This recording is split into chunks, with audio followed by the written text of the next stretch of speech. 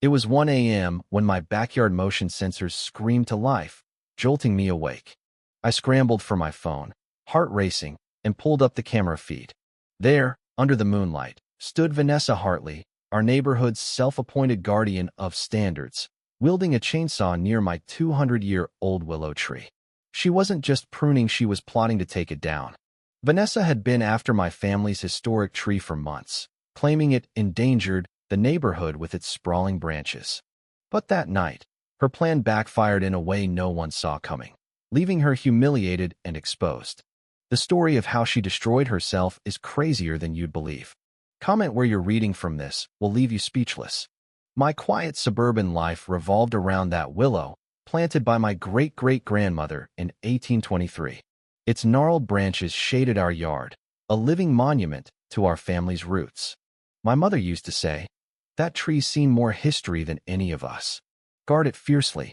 I never thought I'd have to. Then Vanessa, newly elected president of our Community Standards Board, CSB, declared war. It started with a letter, all official stamps and sharp words, stating my willow violated modern safety codes due to its size and age.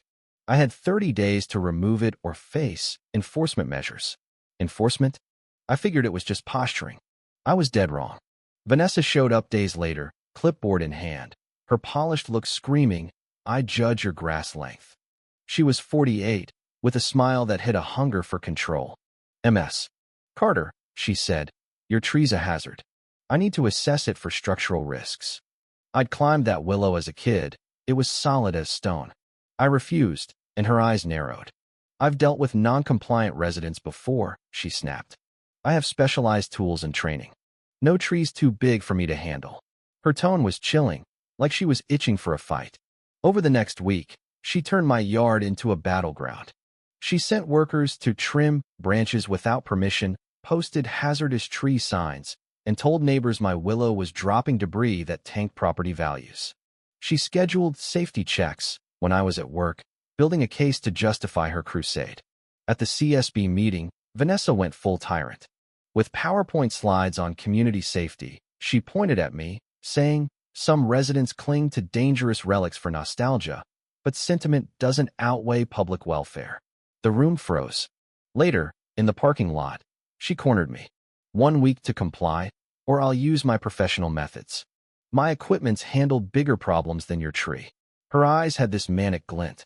I learned later she'd lost her family's estate in a bitter inheritance dispute, and my willow standing tall while her legacy crumbled drove her mad. It wasn't about safety. It was about her need to dominate. Her obsession was personal. A neighbor, Clara Thompson, a retired arborist, told me Vanessa had been asking odd questions about my tree's legal status before her election. "Why should one family keep their history while others lose everything?" she'd said. Her special equipment wasn't just for pruning, it was her way of erasing what she couldn't have. I sat under the willow, vowing to protect it. But how do you stop someone with a chainsaw and a grudge? Vanessa escalated. She hired a crew to inspect my fence, damaging it to claim it was weakened by tree roots. When I confronted them, Vanessa appeared, yelling, "That overgrown weed's a danger to everyone." I shot back, "This is my family's legacy." She smirked, "My tools will fix that."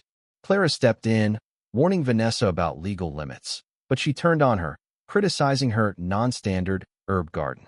Vanessa was terrorizing the neighborhood. People stopped planting flowers or decorating mailboxes, fearing her wrath. In 3 months, she'd created a climate of fear. Clara revealed Vanessa was researching tree removal laws, hunting for loopholes. I looked into her special equipment and found she'd taken an online arborist course, buying a professional-grade chainsaw and rigging tools. They could fell most trees, but my willow was no ordinary tree. Its massive trunk and deep roots made it a fortress. I installed high-def cameras around my yard, sensing trouble. Clara helped, saying, "She's not stopping." Vanessa called an emergency CSB meeting, claiming my tree was a collapse risk. It had stood through hurricanes, but she was crafting a narrative. Clara found a 1995 document in my family's records. The willow was a protected heritage tree, immune to CSB removal without state approval. We emailed every resident, attaching the certificate and warning of legal consequences. Some neighbors supported me. Others, loyal to Vanessa's safety rhetoric, didn't. At the meeting, Vanessa lost it when asked about the certificate, shouting, "It's just paperwork." She scared the room into a narrow vote for emergency removal in 5 days. I hired a heritage lawyer, but the legal system was slow, and Vanessa was relentless. She started stalking my property, parking nearby at odd hours, asking neighbors about my schedule. She offered a kid $50 to report when I was away. I caught her measuring my tree at dusk, claiming boundary issues. Her eyes gleamed as she whispered, "That tree won't stand forever." At 1 a.m., my cameras caught her, dressed in black, with gloves and a headlamp. Vanessa set up her chainsaw like a soldier. "This old thing's no match for me," she muttered, revving the blade. But the willow's bark was iron tough, its fibers dense from centuries of growth. Her chainsaw jammed within minutes, sparks flying as the blade dulled. She tried rigging ropes to pull branches, but the tree didn't budge. For 15 minutes, she fought, cursing as her tools failed. Then, in a panic, she called 911, claiming vandals were attacking my tree. She'd just reported her own crime, timestamping it on my footage. Police arrived to find Vanessa, chainsaw in hand, surrounded by broken tools. She switched to charm mode, announcing herself as CSB president, claiming she was investigating a hazard. I stepped out, calm but furious, and showed the officers my video. Vanessa's failed attack, her 911 call, and her lies. Neighbors gathered, whispering, "Is that Vanessa with a chainsaw?" Clara vouched for me, detailing her harassment. Vanessa's excuses crumbled. "This is a setup," she screamed, then admitted, "That tree should have come down." The handcuffs snapped on attempted property damage, false reporting, harassment. She was led away, still ranting about her professional tools.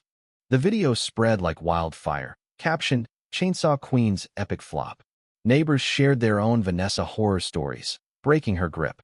In court, her lawyer claimed she was protecting the community, but the evidence 4K footage, broken tools, the 911 timestamp, and the heritage certificate was airtight. The judge scoffed. CSB power doesn't include midnight chainsaw attacks. Vanessa got 8 months of community service at a botanical preserve, $10,000 in fines, my legal costs, a restraining order, and a permanent CSB ban. She was ordered to take conflict resolution classes. The CSB ousted her, electing Clara, who rewrote rules to protect heritage assets. Property values rose as buyers flocked to our historic neighborhood. I added a plaque to the willow, "Carter Family Legacy, Est. 1823 rooted in strength, saved by truth." A display case held Vanessa's broken chainsaw blade, labeled, "Tools fail when hearts overreach."